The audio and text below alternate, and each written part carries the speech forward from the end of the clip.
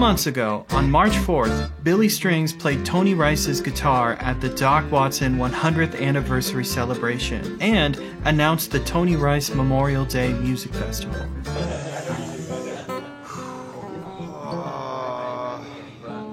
Let's listen to this thing talk a little bit.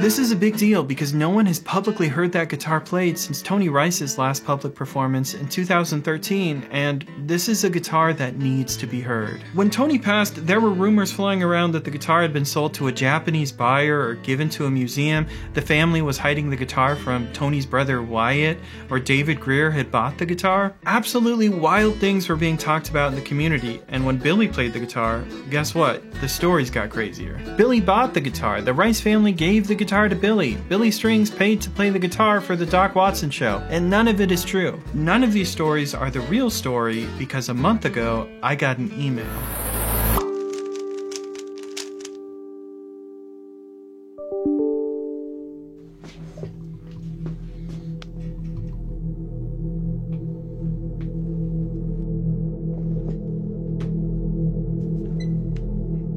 With the subject line TR58957BS. And all the email said was, "Lucas White here, please call me." And on that call, I learned the truth about Tony Rice's guitar.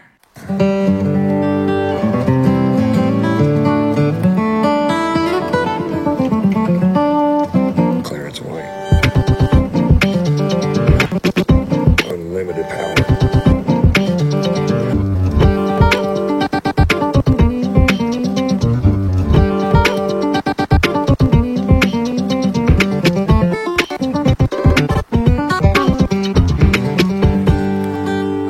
Played that on the old video. You did, yes, that's right. Now this story is much better if you know the history of the guitar, so if you're new to bluegrass, let me fill you in. If you're not new to bluegrass, just kick back, enjoy the story, it's a good one. The history of the 1935 Martin D28 serial number 58957 is a complicated one. Here's where it starts though. After the guitar is built and shipped in 1935, we have no record of it for 24 years until 1959. That's when a young Roland and Clarence White purchased the Herringbone in LA for $25 or $35 depending on who you ask. The guitar was in bad shape already. The boys took the instrument home to their father, who was disappointed in their purchase. The guitar's sound hole had been widened considerably for some reason. The original fingerboard was missing and its replacement was held onto the neck with tape, and the pickguard was already peeling off. The boys took the guitar to Milt Owen, who installed a Gretsch fingerboard onto the guitar, and he warned the boys to only use light gauge strings because the tension of the heavier gauges would make the guitar unplayable. The boys put heavy gauge strings on there anyway. A year later in 1960, a 9-year-old Tony Rice would cross paths with Clarence White backstage at a show. The two were both playing in family bluegrass bands. Tony asked Clarence, "What kind of guitar is that?" Of course, the antique has no name on the headstock. Clarence replied, "It's a Martin." 9-year-old Tony piped up again and asked, "Is it a D18? Clarence replied, "No, it's a D28. Tony didn't know what a D28 was, but he knew he liked it. Clarence let Tony play the guitar that day. Tony would say later, "The action was so high it was almost impossible, but some connection may have been forged on that day." Clarence White would appear on the Andy Griffith Show with the guitar and perform with the influential Kentucky Colonels. His flat picking set the bluegrass world on fire. He was a constant source of inspiration for Tony Rice and the rest of the flat picking scene, but Clarence had grown frustrated with the playability of the guitar. He played it less and less, and even leaned it up against a tree and shot it with a pellet gun. There's rumors that the boys even filled the guitar with sand at the beach. In fact, after a gig, Clarence actually ran over the guitar with a van, on accident, of course, he didn't mean to. More cracks were repaired, much like the hole from the pellet gun. Then, in 1965, Clarence White used the guitar as collateral for a loan from Joe Miller. He was saving up for a Telecaster and a honeymoon. Clarence went on to revolutionize Telecasters and country guitar by inventing the B-bender, but that's a story for another time. Clarence would never see 58957 again. He passed away in 1973 after being struck by a drunk driver while loading equipment after a gig. The antique would sit unplayed under Joe Miller's bed for a decade. Meanwhile, Tony Rice's career was taking off. He was discovered in Camp Springs, North Carolina by Sam Bush and asked to play with the Bluegrass Alliance, filling Dan Crary's spot in 1970. Shortly after, he would join J.D. Crowe in the New South. In 1975, Bobby Sloan tells Tony Rice how the guitar ended up in the hands of Joe Miller. Sloan knew that Joe Miller owned a chain of liquor stores in Pasadena. So Tony's living in Kentucky. He gets on the phone, he calls information in Pasadena, California, and asks for Miller's Liquor. Information says they have about 20 locations, and Tony says, just give me the first one, I guess. I said, I'm looking for Joe Miller. The guy said, no, Joe ain't here now, but he'll be back in about 2 hours. I called back and I talked to him. I said, Joe, this is Tony Rice. Do you know who I am? He said that he did. I asked him if he had Clarence's guitar, and he said, yeah, sure I do. It's been under my bed for 9 years. Hasn't been touched.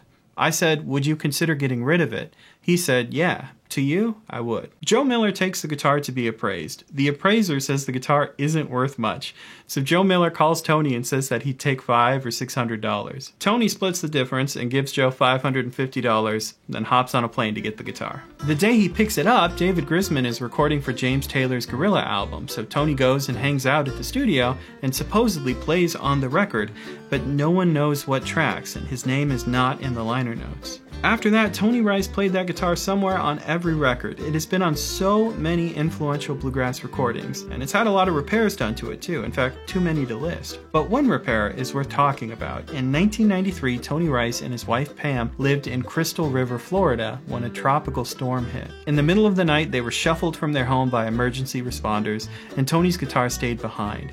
A few hours later, Tony begged a neighbor to go get the guitar. The guitar was underwater for 2 hours. Harry Sparks came down from Cincinnati and took it under his wing, slowly dried it out. You couldn't just stick it in an oven. You had to slowly dry it out or you'd run the risk of cracks, which happened anyway. It cracked in several places on the back. Most of the bracing on it came loose. Tony says it didn't sound the same for 5 years, and it took even longer for the repairs to eventually be completed by Snuffy Smith. Tony Rice performed for the last time in 2013 at his induction into the Bluegrass Music Hall of Fame, and he would pass away over Christmas in 2020.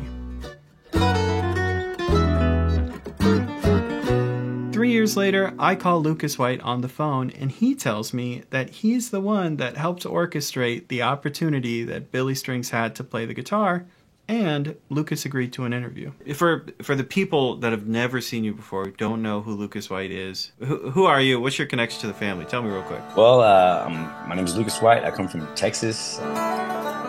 When I was 15, I competed in a Texas State Championship. Essentially after that, the Rice family helped out our foundation, the Bluegrass Heritage Foundation, and the Play It Forward program. And they say congratulations to me, and if anybody would like to support other young people like myself who were very dedicated to the music, please donate to this. As I ended up going out with Mountain Heart as utility guy, and I worked on their merch, and I got to be around the Tony Rice and Friends era with Mountain Heart. I built this wonderful relationship with Snuffy. A lot of people don't know this. Snuffy Smith spent a lot of time working on that guitar. He spent a lot of time adjusting it the way Tony wanted it. He spent a lot of time getting it set up and keeping it consistently set up. When Tony came off the road, a lot of times he would stop over at Snuffy's because Snuffy was up until 5 o'clock in the morning. He was on Tony's time. Tony would roll in early in the morning and he would come over and have coffee and some cigarettes and mess around on some Accutron watches. They would mess around on this, that, or another. And what's crazy is I learned how to put new frets into Tony's guitar. So I'm banging on Tony's neck with Snuffy's supervision, and I'm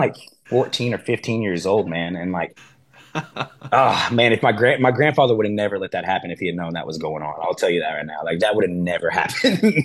For me, I can say this now as an older person. I took it for granted when I was so young. I was 14. Hearing stories of Ben Eldridge and Critter over at Snuffy's place, staying over at night, Bela coming over. When the Punch Brothers were just starting, they were all hanging out at Snuffy's figuring it out. And it was cool to really hear all those stories at such an age. And you just you don't realize all of all that history, how fundamental it is to us hearing the timeless records that we have now, really. When was the last time you ever saw Tony? Last time I saw him was before COVID. I saw him in 2019. The last time I talked to him was November 10th, 2020. And we talked for about 30 minutes.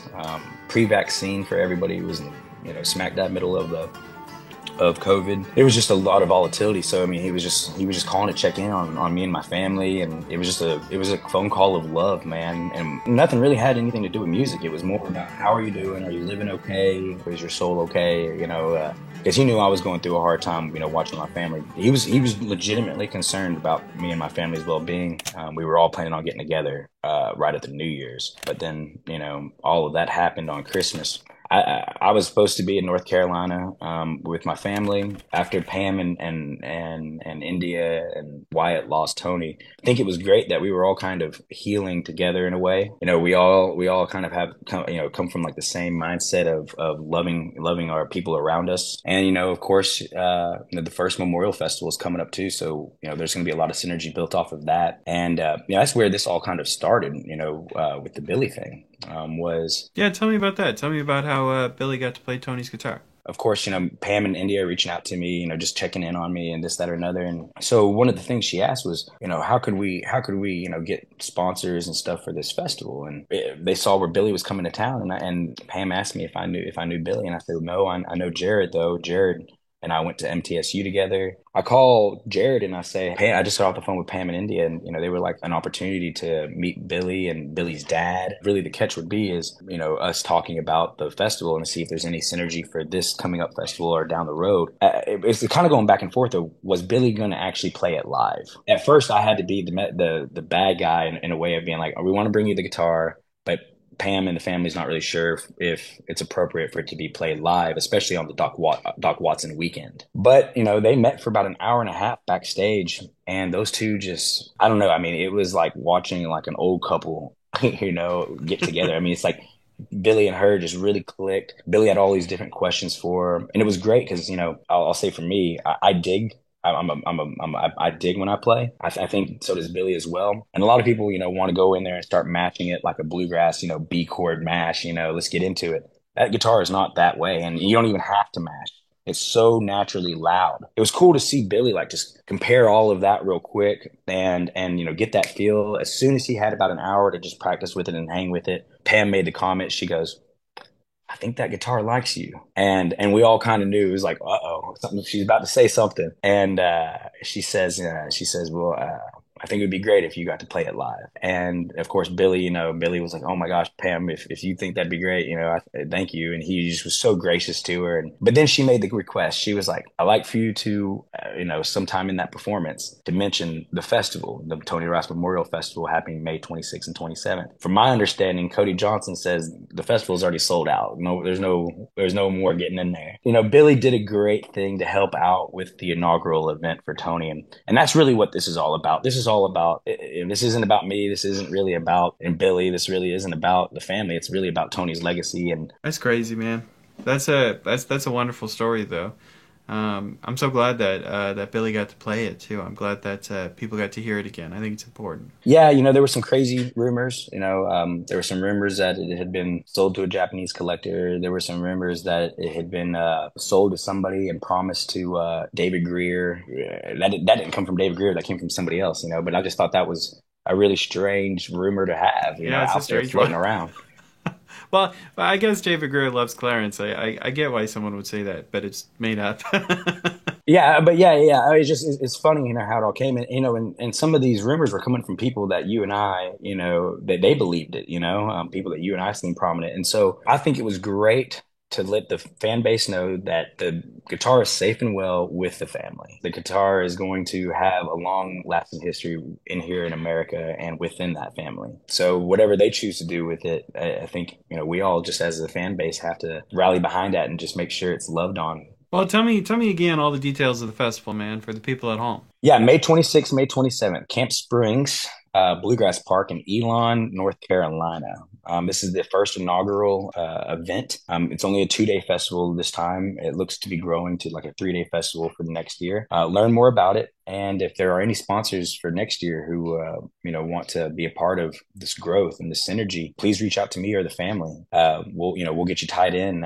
I hope you all can join next year because it seems like it's sold out this year. Thanks so much for hanging out, man. Hopefully we talk again soon, but this has been a good chat. Yeah, man. Thank you for being receptive. And I do think that your audience is a great audience for this. And just much love to Billy, much love to Tony Rice and his family, much love to Wyatt and his family, and much love to anybody in bluegrass who is just, on their own journey right now, figuring it out.